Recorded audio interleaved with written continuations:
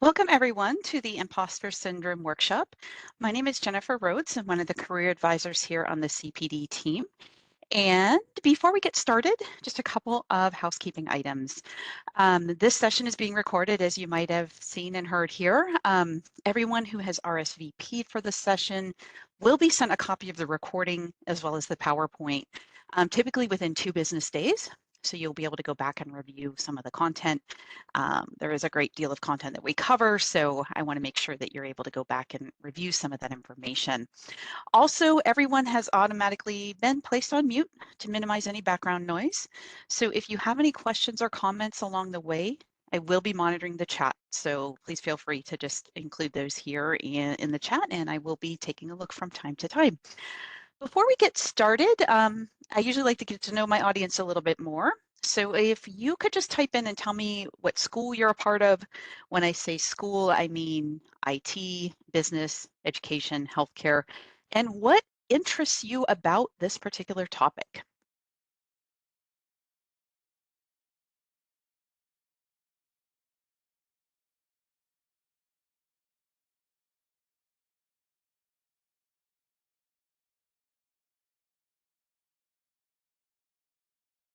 So if you're just joining us, welcome. Session's being recorded, and everyone who has RSVP'd will be sent out a copy of the recording and the PowerPoint within 2 business days. Just asking to know what college you're from or school, whether it's IT, business, education, healthcare, and what interests you about this topic. And Celine, thank you for sharing. She mentioned College of IT, imposter syndrome seems to be an inevitable feeling that always occurs. Okay. Amy says, feel like I might have imposter syndrome. Great. Michelle, School of IT, topic interests me because I'm still waiting for everybody to figure out I've just gotten lucky these past 15 years. Yes, that whole message of it's just luck is very characteristic of imposter syndrome, as you will see here. Jessica, education, having a degree and experience in my field, but still feeling unqualified. Another characteristic feeling of imposter syndrome. Carla, nursing program, love at School of Health, interested because I feel I might have this. Okay, Janae, elementary education, struggle with confidence my entire life, feel like I have an impact, it has the impact, I have an impact on the lives of others.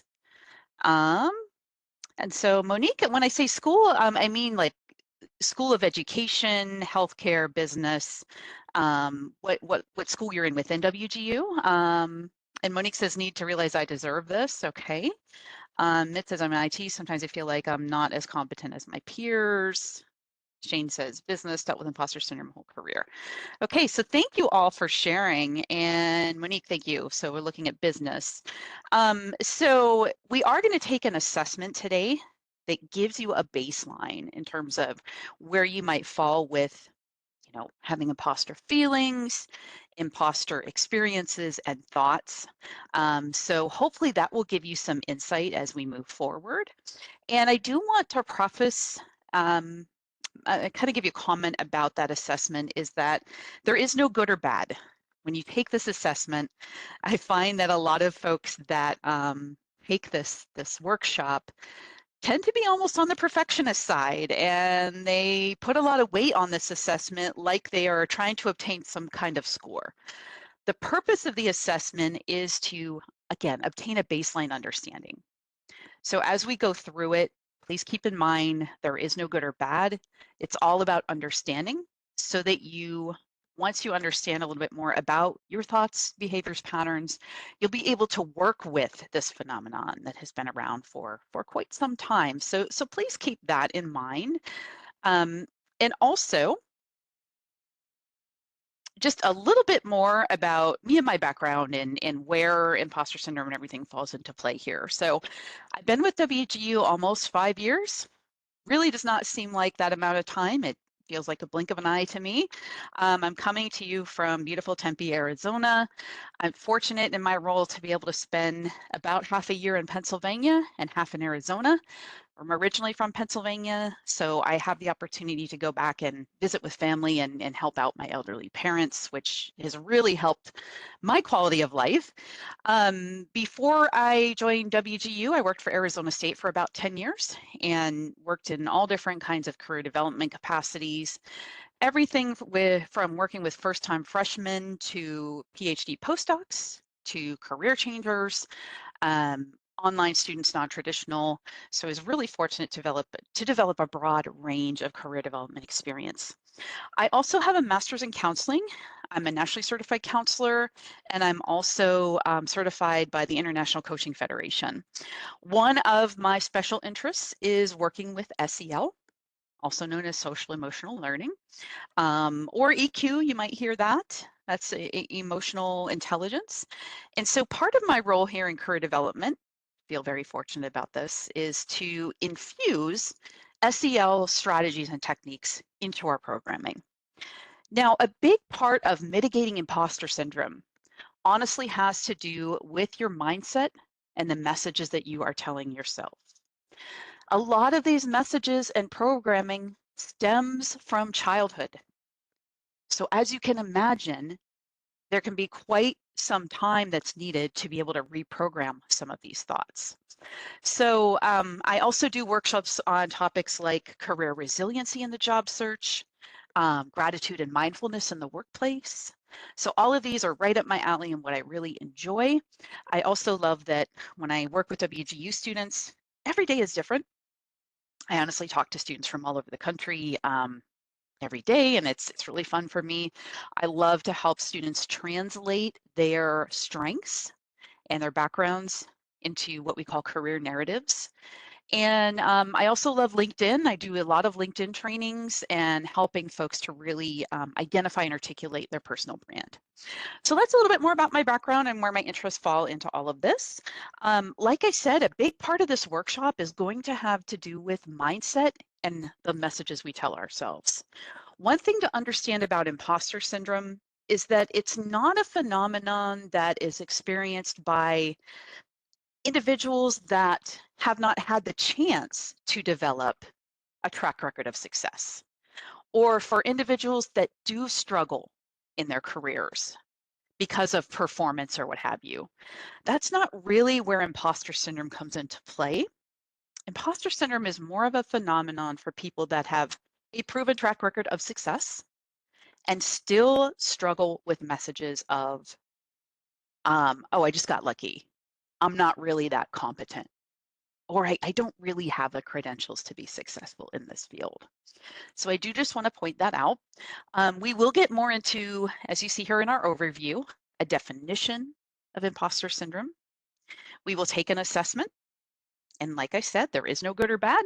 We just want to get a measurement of where you are with those experiences, thoughts, and behaviors as they relate to imposter syndrome. We will talk about the impact that imposter syndrome can have in many areas of your life. Then definitely hey, we have all this knowledge, now what can we do about it, related to the strategy piece. And then with whatever time we have left, we will get into some Q&A.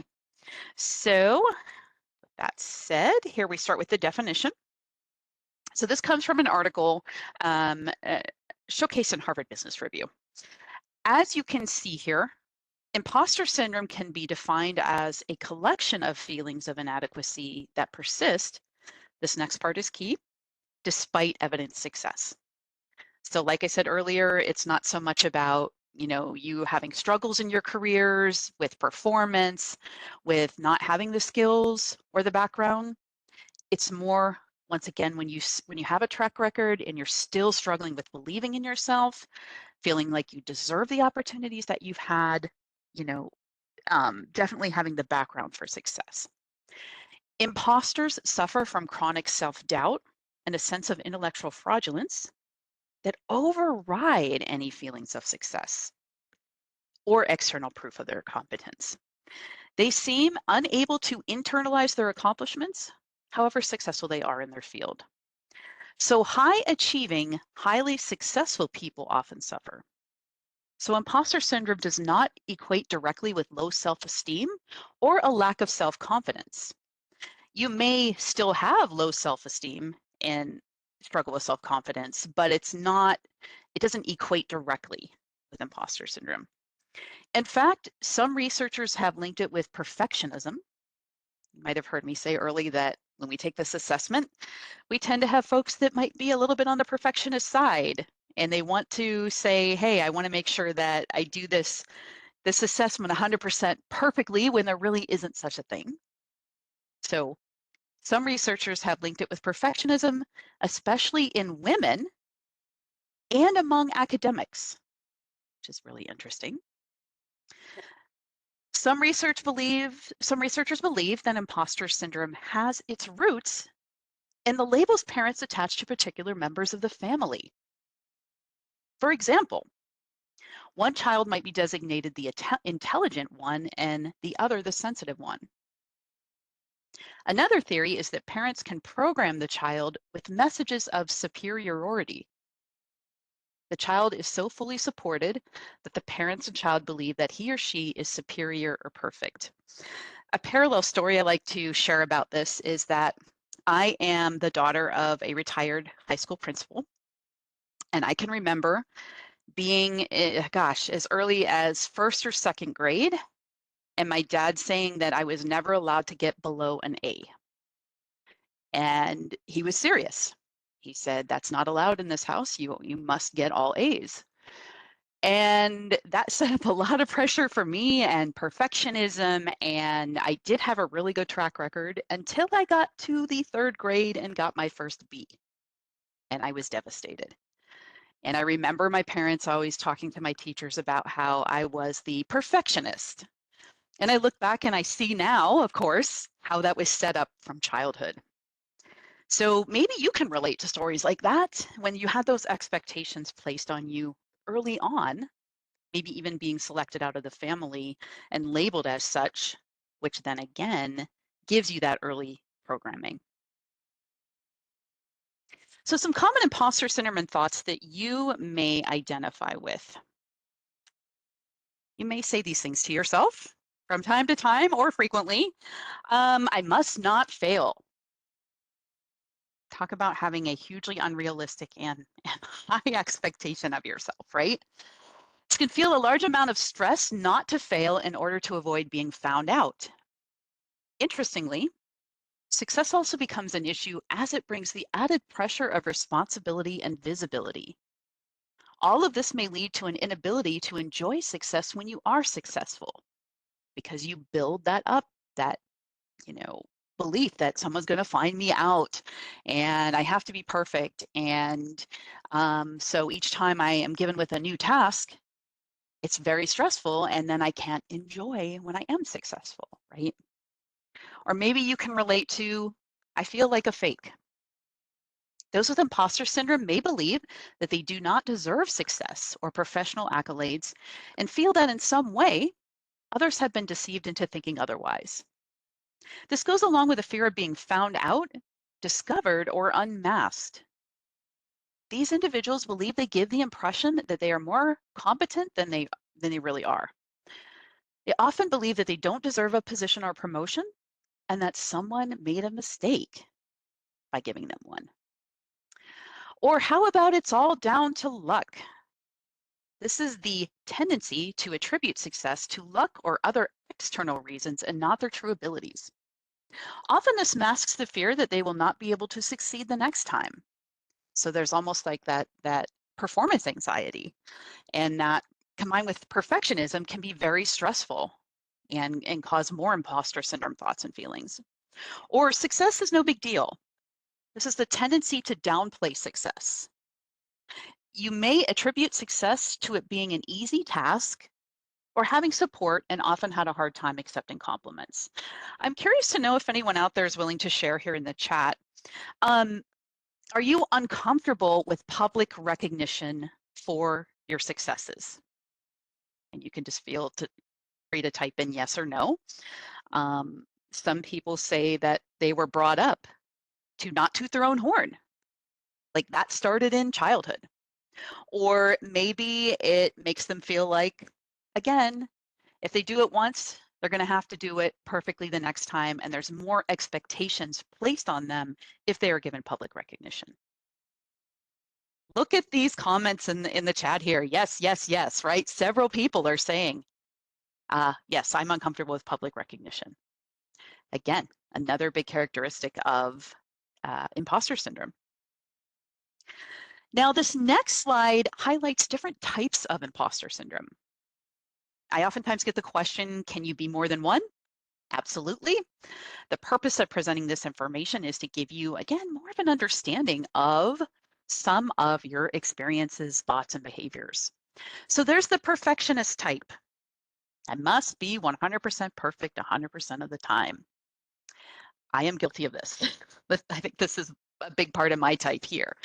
If you are a supervisor or you have been a supervisor, you know this can be very difficult to admit to yourself, but it's important to be honest in order to make changes moving forward. But if you've been a leader, have you been accused of being a micromanager? Again, that can be difficult to admit, but it's important to be honest. Do you have difficulty delegating, even when you're able to do so? Do you feel frustrated and disappointed in the results? When you miss the hugely high mark on something, do you accuse yourself of not being cut out for your job and ruminate on it for days? Do you feel like your work, once again, must be 100% perfect 100% of the time? So that's the perfectionist type. Then there's the workaholic. Do you stay later at the office than the rest of your team?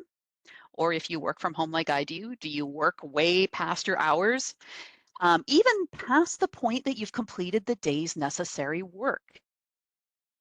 Not because you enjoy it or because you're behind, but because you feel like you have to prove yourself in some level.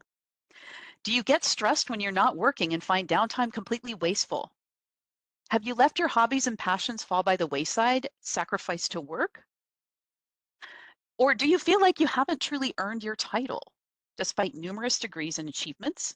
So you feel pressed to work harder and longer than those around you to prove your worth. So that be characteristic of the workaholic type. Then here's the experts.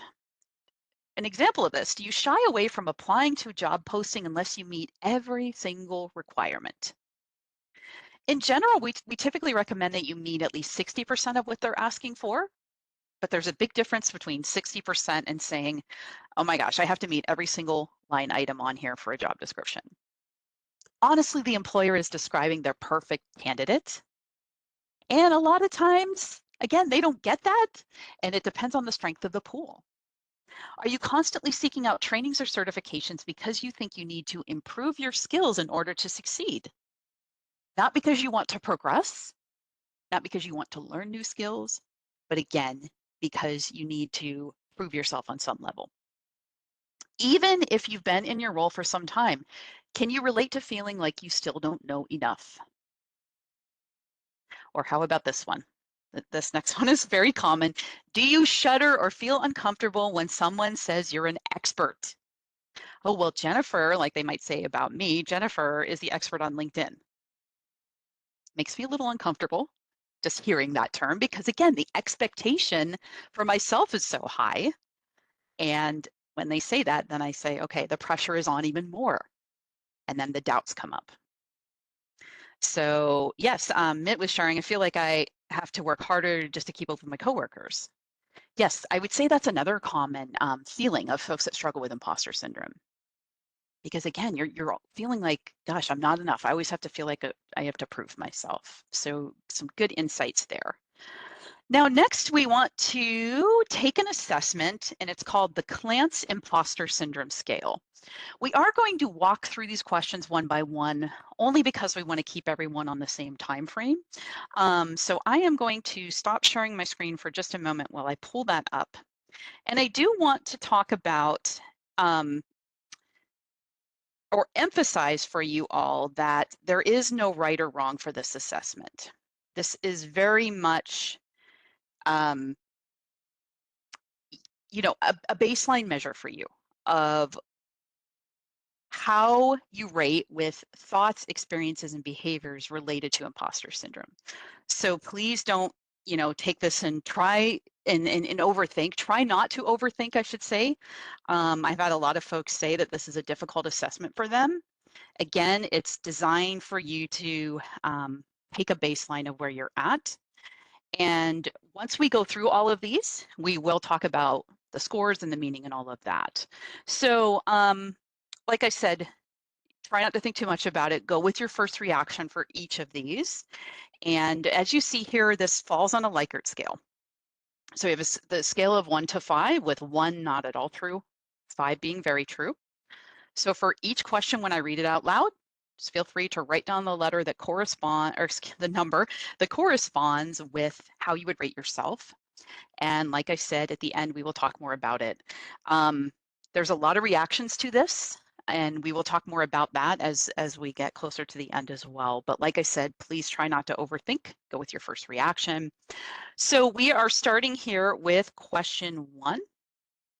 And let me just make sure. Okay. I have often succeeded on a test or task, even though I was afraid that I would not do well before I undertook the task. So go ahead and write down your corresponding score number based on how you would rate yourself on that statement.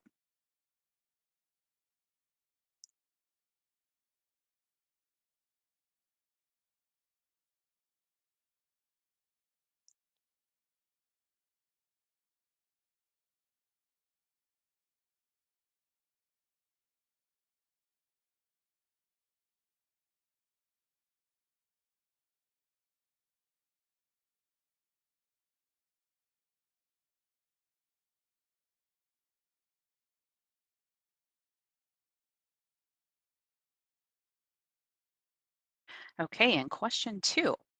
I can give the impression that I'm more competent than I really am.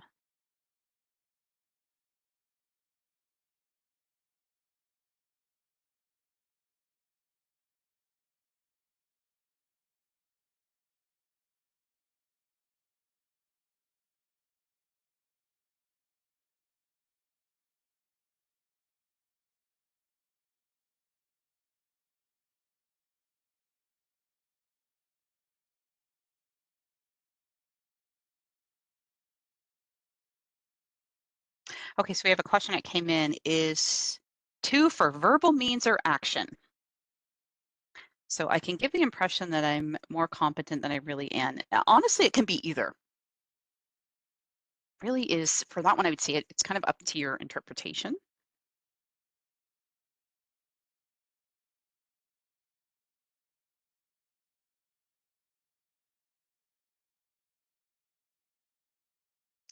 And question 3, I avoid evaluations if possible, and I have a dread of others evaluating me.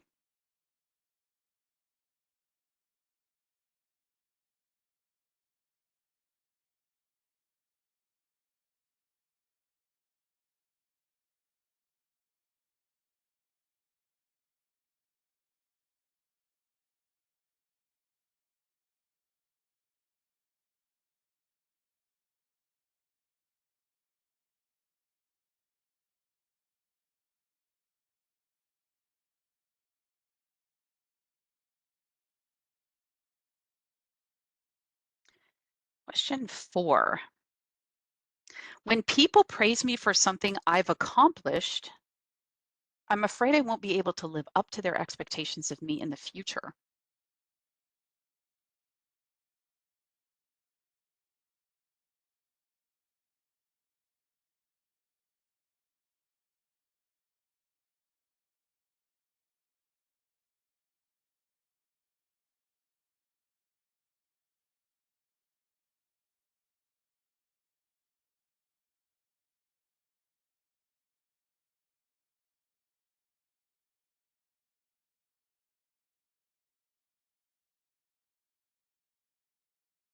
Question 5, I sometimes think I obtained my present position or gained my present success because I happened to be in the right place at the right time or knew the right people.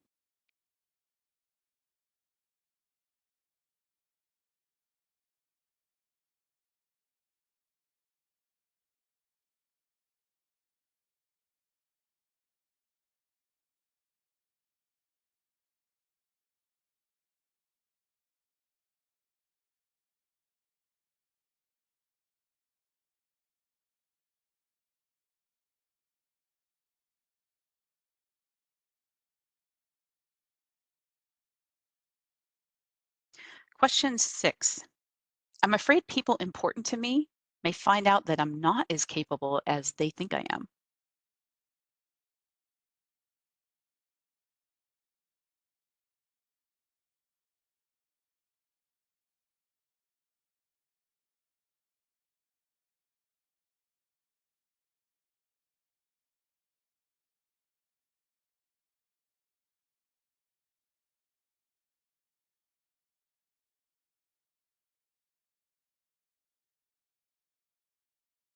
Question 7. I tend to remember the incidents in which I have not done my best more than those times I have done my best.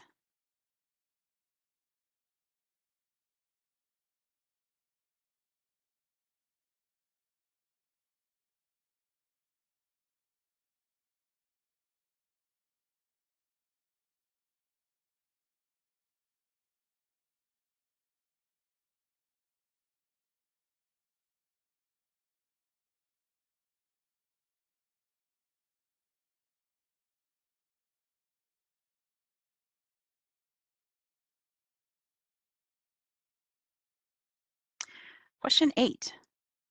I rarely do a project or task as well as I'd like to do it.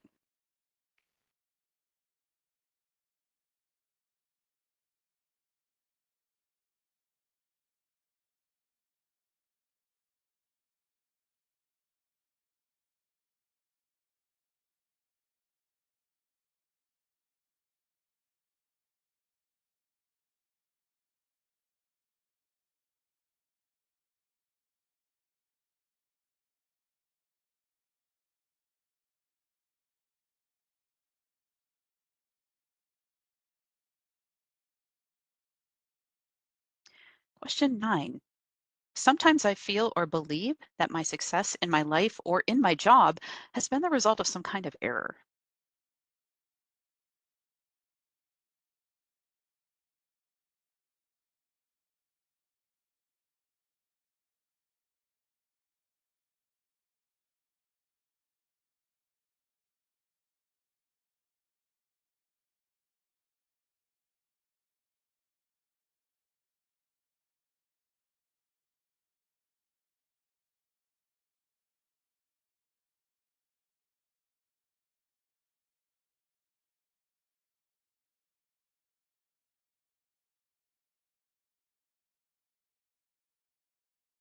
Number 10, and we are halfway through here with number 10.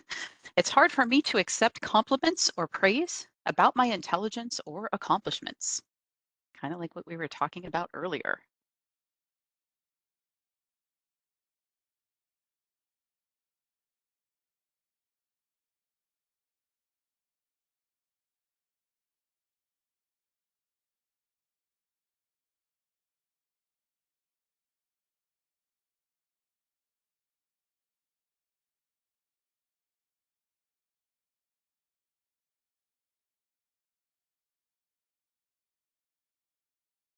Question 11.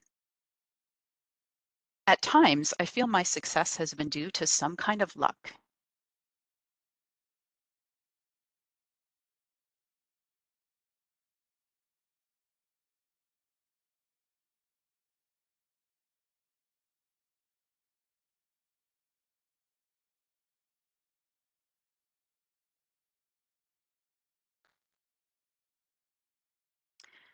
Question 12. I'm disappointed at times in my present accomplishments and think I should have accomplished much more.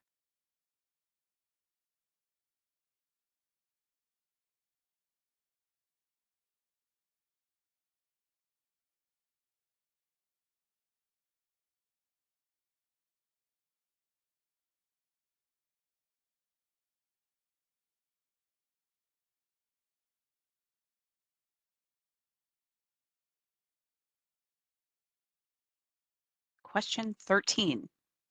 Sometimes I'm afraid others will discover how much knowledge or ability I really lack.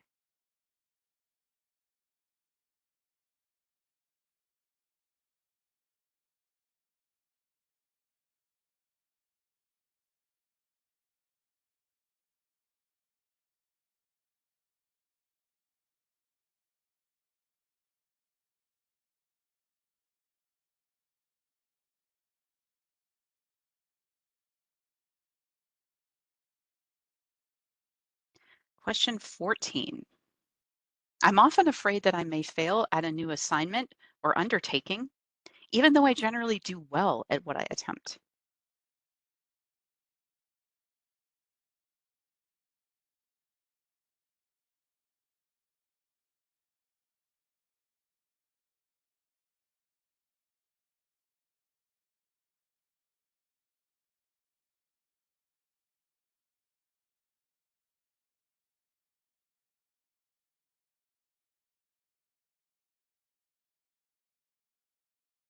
Question 15.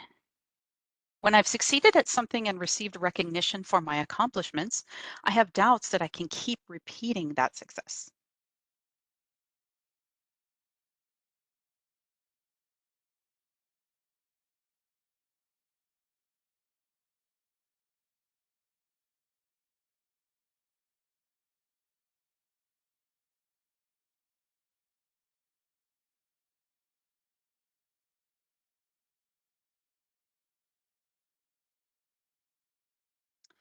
Question 16.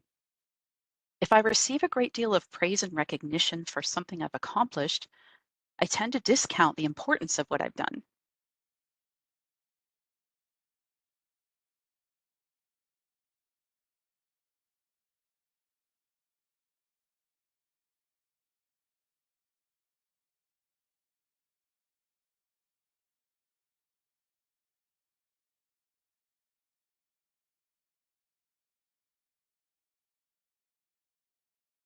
Question 17.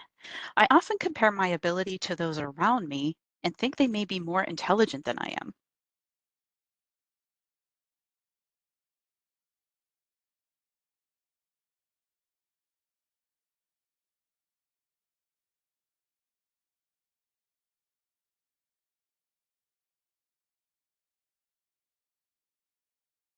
Question 18. I often worry about not succeeding with a project or examination, even though others around me have considerable confidence that I will do well.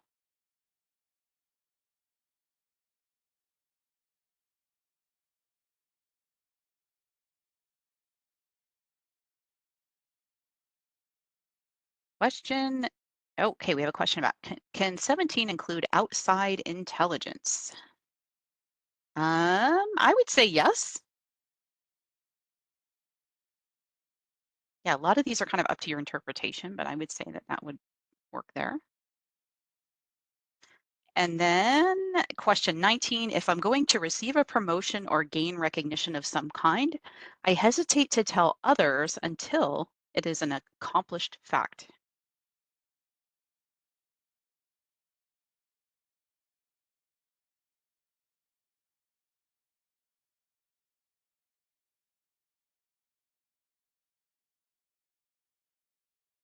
And then last but not least, I feel bad and discouraged if I'm not the best or at least very special in situations that involve achievement.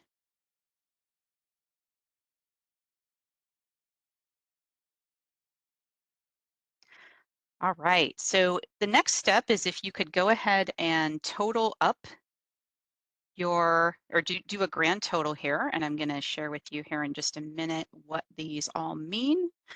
Um, First of all, what was it like for you to take this assessment? If you don't mind sharing in the chat here.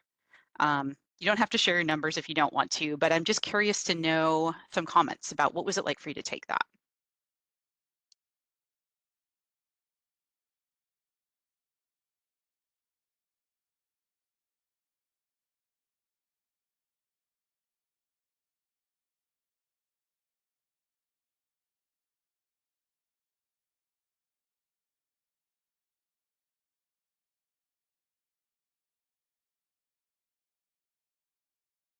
Okay, so Melody says it was a little tough. Mitt said I had no idea. Other people would feel the same way. Honestly, that is one of the big values of this workshop, Mitt, is that people see they're not alone. I hear that so many times that people say, wow, I didn't realize there's so many people that have these same thoughts and experiences, etc. Alfreda says, I realize that feeling bad for not being the best is also, yes, that perfectionism, right? kind of like you had been in my head is what T. Clement said. Not a big deal, to be honest, to do a lot of self-eval. Janae says, Michelle, a lot of those resonated. I could automatically think of times when I felt experienced with the questions we're asking. Jessica says, thank you for sharing all that.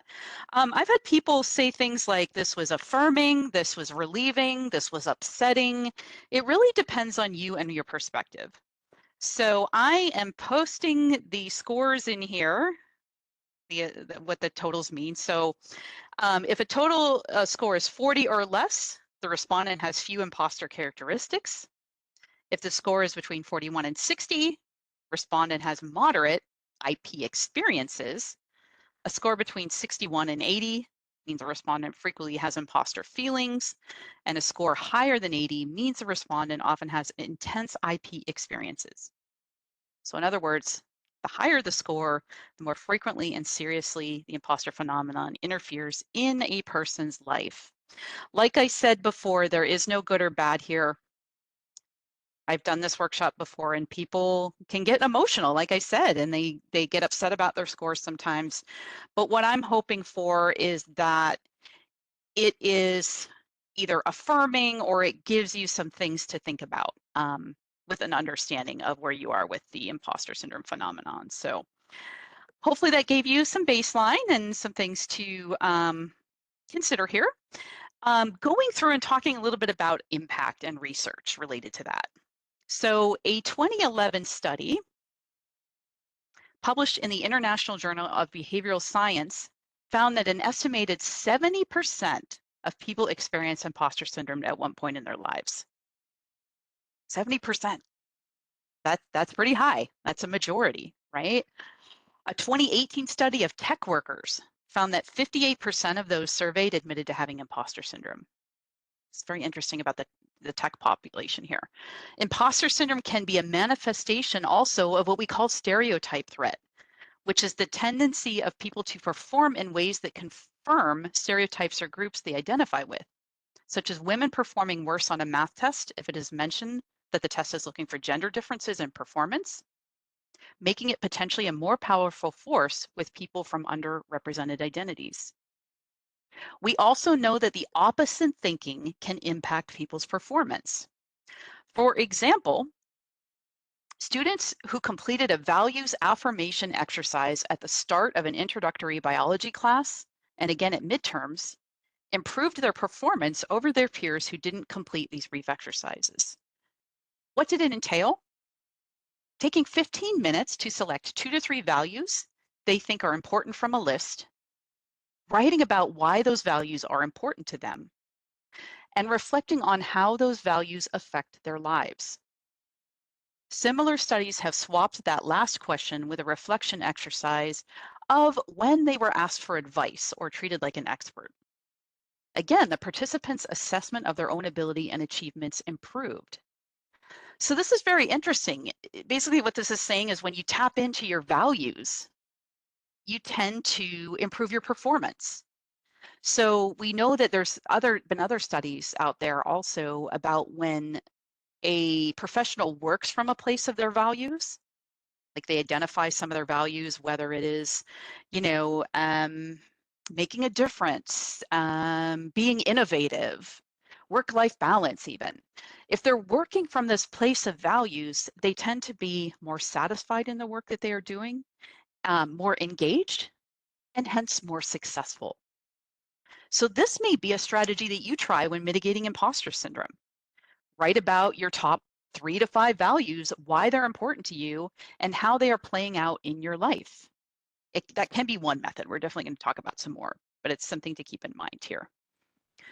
All right, and great, just checking the chat here. So Sean was saying that it was more of a confirmation for me why I'm looking for ways to help manage it. Excellent. That's what I hope to hear, is for many that, yeah, you know, I suspected I was struggling with imposter syndrome and, you know, I'd love to learn more about it kind of information. So imposter syndrome can affect various areas of your life, as you probably have known or suspected, even with job application submission. As we said earlier, you know, sometimes it can deter people from applying if they don't feel like they meet every single qualification on that stated job description. But keep in mind that The job description is for a lot of times an employer's dream candidate, and who they select a lot of times has to do with the strength of the pool. So a good ballpark is if you meet about 60% of what they're asking for, it can be something to consider. Or networking. We all know that networking and your strength of your professional network is critical for both beating imposter syndrome and landing a position. Approximately 70% of the positions that exist out there are never posted. That is actually a pre-COVID statistic. That number could even be higher now. Maybe you've experienced it directly where you've been hired by someone you know, tapped for a position, or you obtained a job through someone you know. It is huge. So if you're struggling with feelings of imposter syndrome, which can be common, this can cause you not to want to reach out to others to talk about what you're looking for, what you have to offer, or even to do informational interviews. So it can impact your ability to put your best foot forward when meeting with people and interacting with them. Or interviewing. Who likes interviewing out there?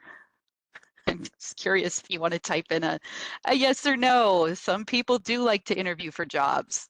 I am one of those quote unquote strange people that actually enjoy the process. But I know for a lot of people, it's nerve-wracking. They don't know what they're supposed to be answering or what the employer might be looking for. If you're struggling with imposter syndrome, the whole interview process can be more challenging, right? It can be very difficult. Yeah. So we have mixed reactions here. Some people say, I don't mind. Someone said, ugh, not my cup of tea. Michelle says, I like meeting people. Joe says, I find interviews exciting. So it all really depends on the person, but imposter syndrome might start to rear its ugly head in interviewing. So that's just another area. Overall career development. If you're struggling with thinking that your progress is due to luck or that you were, finding opportunities based on, something that you really didn't deserve, it might be difficult for you to think about asking for a promotion or looking for making a career pivot, etc. So it can affect these different areas. Okay, and Amy says, don't mind the in-person interview, but hate Zoom or phone. Yeah, it's definitely a different dynamic, right? When it's a Zoom interview or a phone interview, they can't see your body language as well. They can't really, put everything together like they would if you were in person. So it can be challenging. Now I have on this next slide a list of what are called cognitive distortions or mind traps. Some of you may have heard of these before. Honestly, looking at cognitive distortions is a huge way to mitigate imposter syndrome. In conjunction with monitoring your thoughts. So if you've never done this before, what I recommend is that you take some time and you write down when you are doubting yourself or you're feeling like, oh, I just got this job due to luck, or you're not feeling competent and confident. Write down the automatic thoughts that are going through your mind. It might be things like, again, I just got this job out of luck, or I'm incompetent, or I'm never going to figure out this job. By the way, when you start a new job, how long do you think it should take before you master that job? Curious if you would mind just typing in the chat. When you start a new job, how long do you think it should be before you really, really master that job?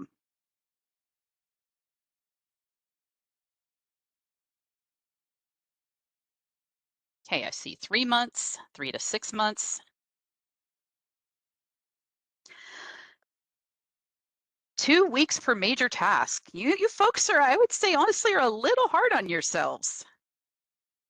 Because honestly, if we're talking about a professional position, 1 year.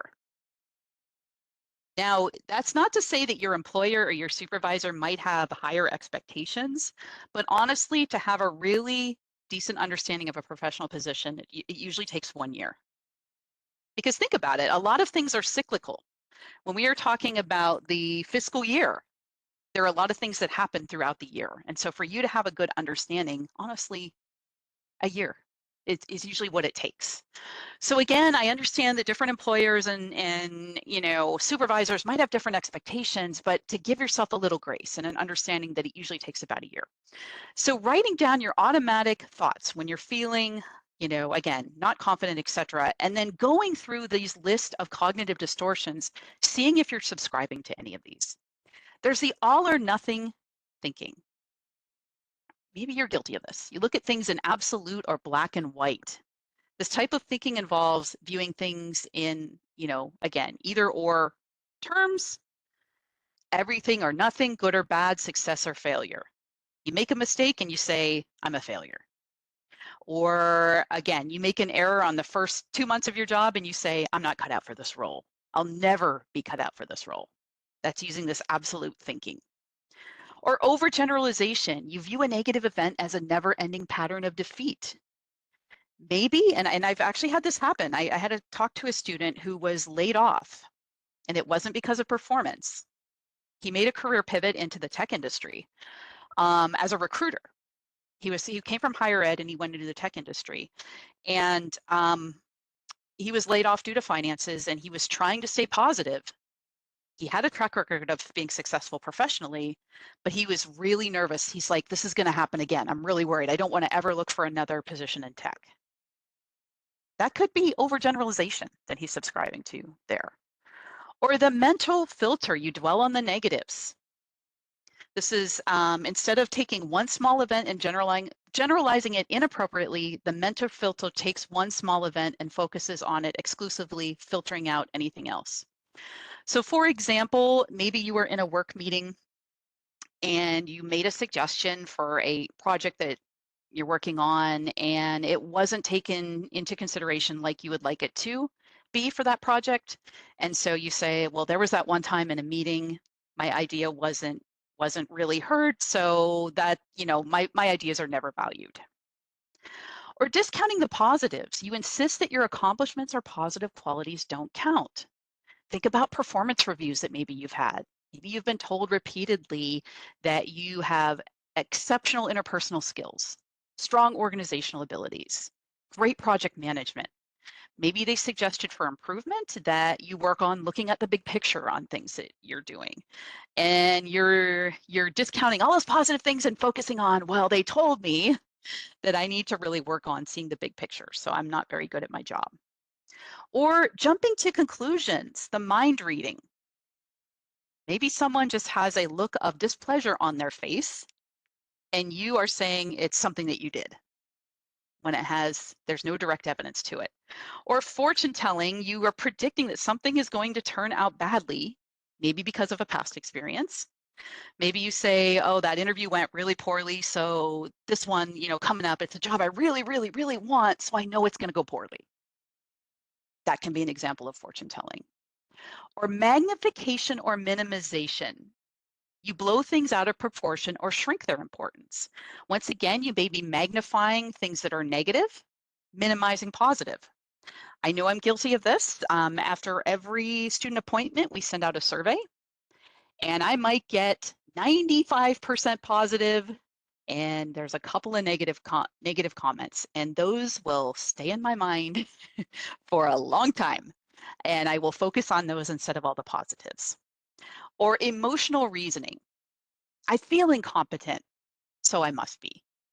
Or I feel like I'm never going to master this, so it must be true.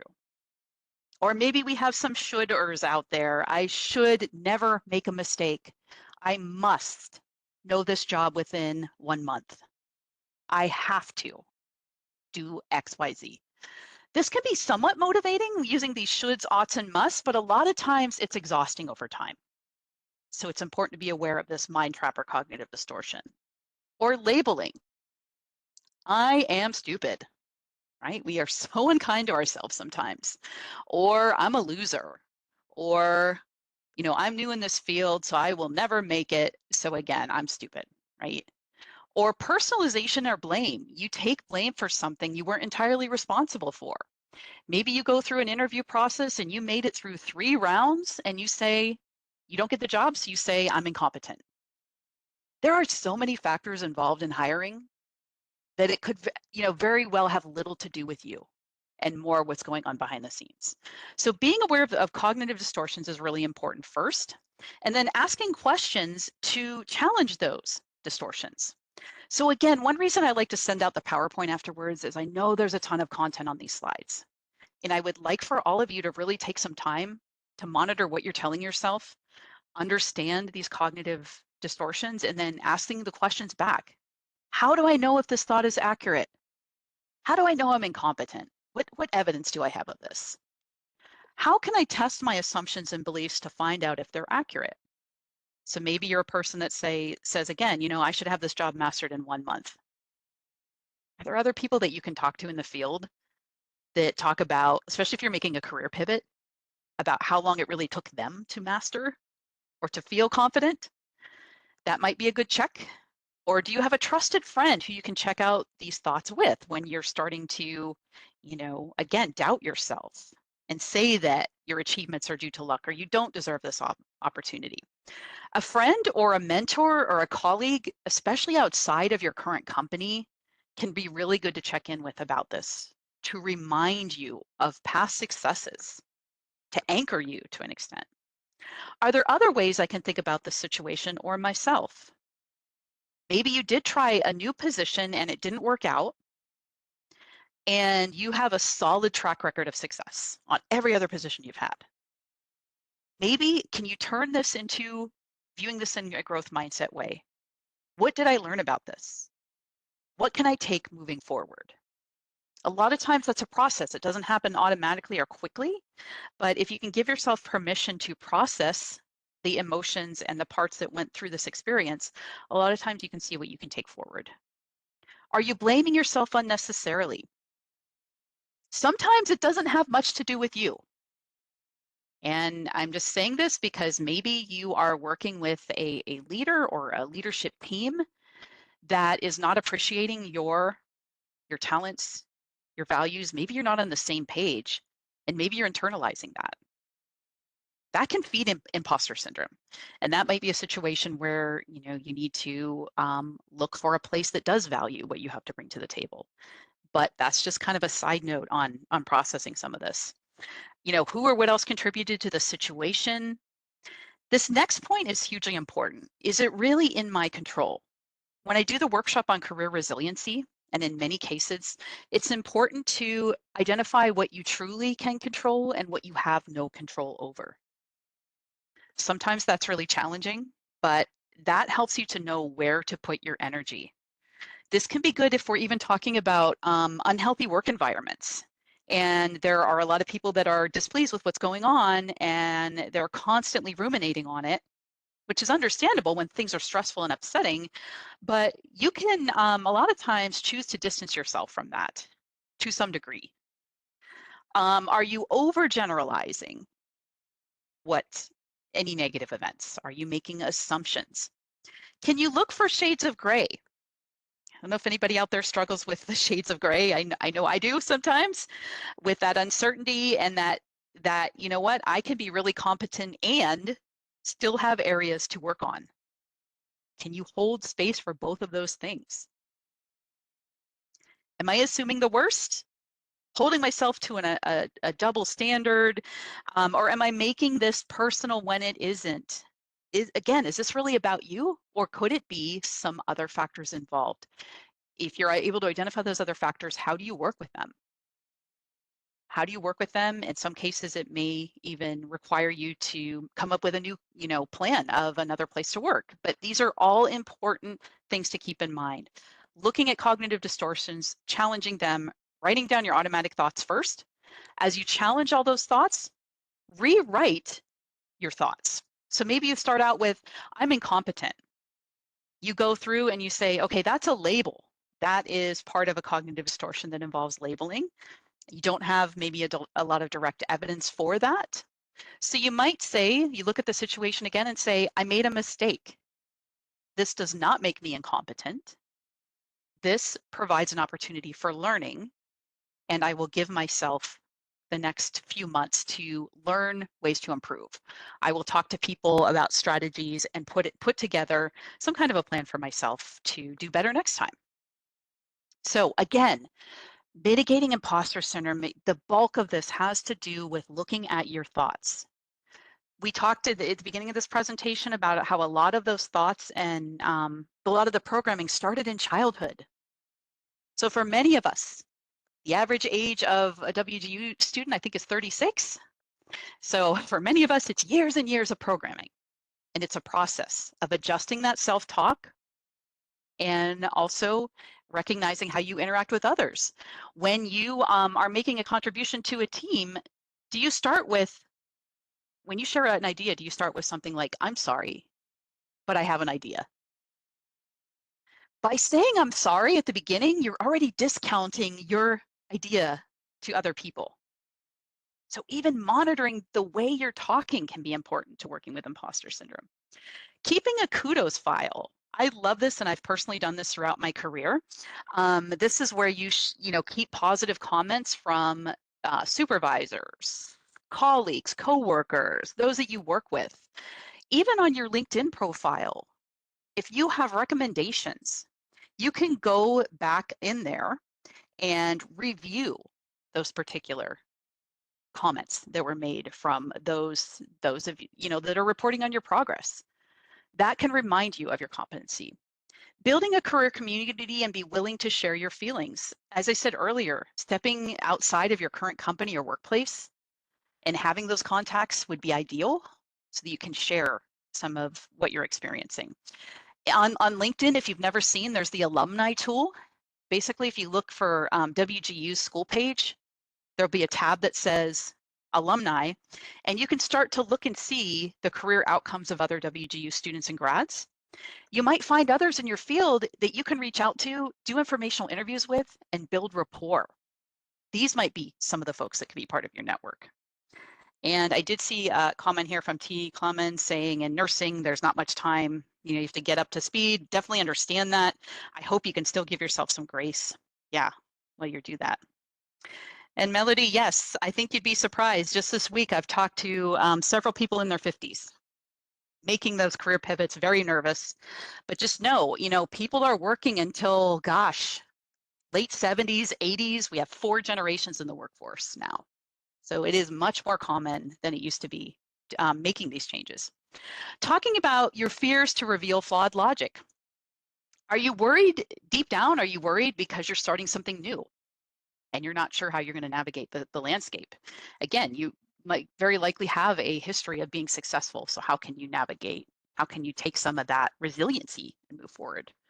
Checking in with your support network, as we said, it said before, is very important. Attending workshops like these, maybe getting to know other students.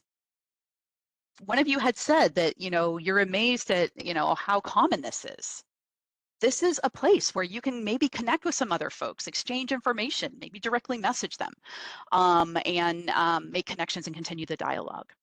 Be willing to ask questions, especially when you start a new job. There is some vulnerability that happens when you ask questions, but if you don't ask questions, what tends to happen is that lack of knowledge snowballs and makes you feel even more incompetent. So giving yourself grace to ask questions, and even though you might feel, like you lack knowledge, this is the way you learn. Reframe mistakes as opportunities to grow, adopt that growth mindset.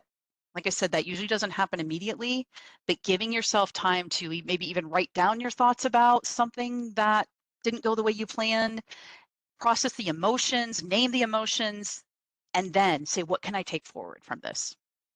Breaking projects into manageable pieces, setting goals, and celebrating achievements. I tend to be one of those workers that wants to crank out a big project all at one time, and it's really hard for me to break it down. But I've learned over time that is essential to prevent burnout and to also keep myself motivated and feeling confident about what I do. In an interviewing situation, start out by writing down what went well, especially for those of you that interviewing is not your favorite thing. Write down what well instead of jumping right in and thinking, what did I do wrong? That can reinforce your confidence and positivity. And again, remembering that this takes time. A lot of this, like we said, comes from childhood programming. And many of you maybe have never been asked to look at your automatic thoughts. So I know we are just about the end here. I do like to give my attendees a 30-day challenge to hopefully put this material to work right away. 30 days from now, we are looking at May 9th. I encourage you to write down May 9th, write down 3 next steps you are willing to take based on this workshop. One of them could be to write down your automatic thoughts Second one could be familiarize yourself with cognitive distortions and ways to question them. Maybe another is to make an appointment with one of us in career and professional development to talk about your career plan, to give you more certainty, because maybe you're struggling with imposter syndrome and that's keeping you from moving forward. So write down 3 next steps you're willing to take based on the material from this workshop, and see if there's an accountability buddy that you could even check in with as of May 9th to see if you followed through with what you said you'd work on. So also in our office, we offer everything from resume reviews, LinkedIn profile reviews, cover letter reviews, all by email. That information is on our website about how we process those.